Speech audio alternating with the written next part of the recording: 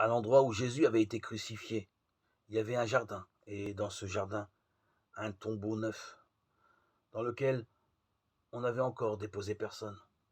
À cause de la préparation de la Pâque juive, et comme ce tombeau était proche, c'est là qu'ils déposèrent Jésus. Jean 19, 41, 42.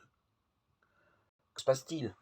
Un chrétien du début de la vie se pose cette question en contemplant le mystère de l'ensevelissement de Jésus dans un tombeau neuf.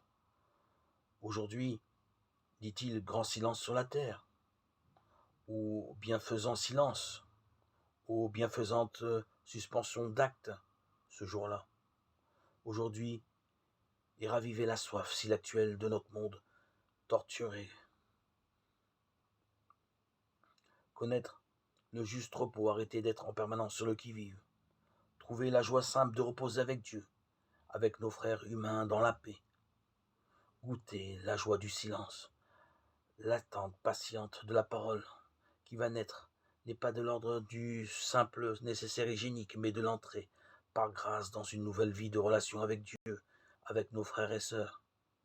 Dans l'admirable représentation de la descente du Christ au séjour des morts, Adam ne s'agrippe pas au Christ qui brise les verrous du tombeau. C'est le Christ qui accomplit cette parole de l'Écriture pour Adam et pour chacun de nous. Je te saisis par la main droite, psaume 72, 23.